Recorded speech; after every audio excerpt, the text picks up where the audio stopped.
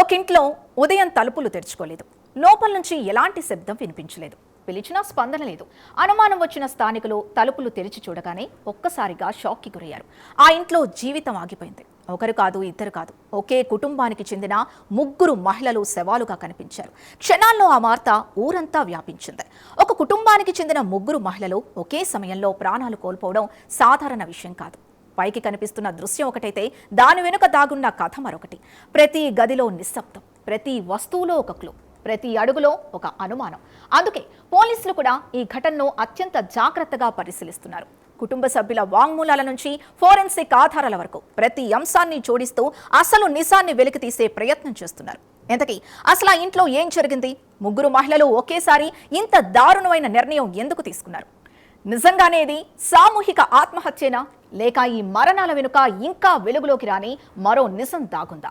Let's watch.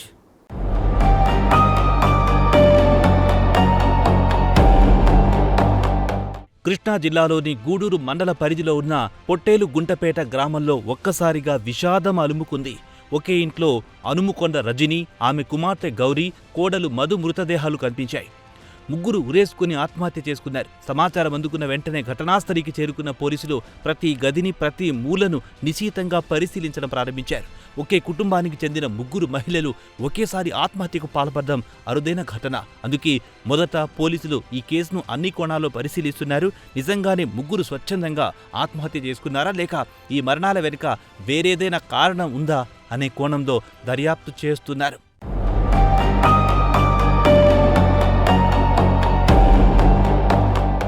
కుటుంబ సమస్యల కారణంగానే ఈ ఘటన జరిగి ఉండొచ్చని అనుమానాలు వ్యక్తమవుతున్నాయి. ఆర్థిక ఇబ్బందుల, కుటుంబ కలహాల, వ్యక్తిగత మనస్తాపమా, లేక చాలా కాలంగా పేరుకుపోయిన ఒత్తిళ్ల కారణంగా ఆత్మహత్య చేసుకున్నారా అనే కోణంలో పోలీసులు కుటుంబ సభ్యులు, బంధువులు, గ్రామస్తులను ప్రశ్నిస్తున్నారు. ఈ కేసులో అత్యంత కీలకమైన అంశం 3 ఒకే నిర్ణయానికి ఎలా వచ్చారు అన్నదే.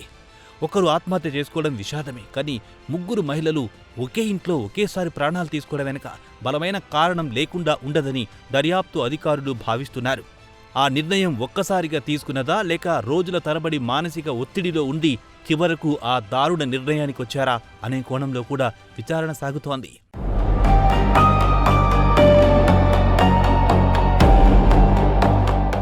పోలీసులు సంఘటనా స్థలంలో లభించిన ప్రతి ఆధారాన్ని పరిశీలిస్తున్నారు. ఇంట్లో గొడవకు సంబంధించిన పెనుగులాట ఆనవాళ్లున్నాయా, బలవంతం జరిగిన సూచనలేమైనా ఉన్నాయా, మృతుల మొబైల్ ఫోన్లు, ఇటీవల చేసిన కాల్స్, సందేశాలు, కుటుంబ సభ్యులతో జరిగిన సంభాషణ ఇవన్నీ దర్యాప్తులో కీలకంగా మారనున్నాయి. పోస్ట్ మార్టం నివేదిక కూడా ఈ కేసులో కీలక పాత్ర పోషించనుంది. ఈ ఘటన మరోసారి ఒక ఆందోళనకరమైన విషయాన్ని గుర్తు చేస్తోంది.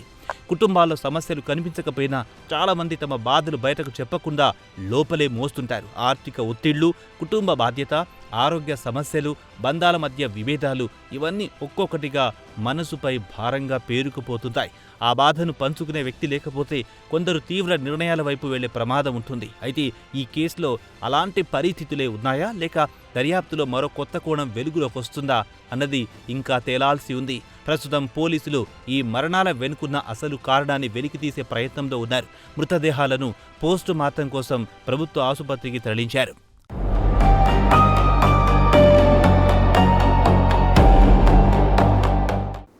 ఒకే ఇంట్లో 3 జీవితాలు ముగిశాయి. కానీ ఎందుకు ముగిశాయి అన్న ప్రశ్నకు ఇంకా సమాధానం దొరకలేదు. గ్రామాన్ని విషాదంలో ముంచేసిన ఈ ఘటన వెనుక నిజంగా కుటుంబ కలహాలే కారణమా, ఆర్థిక ఇబ్బందుల, మానసిక ఒత్తిడా, లేక ఇప్పటి వరకు ఎవరికీ తెలియని మరో రహస్యం దాగుందా?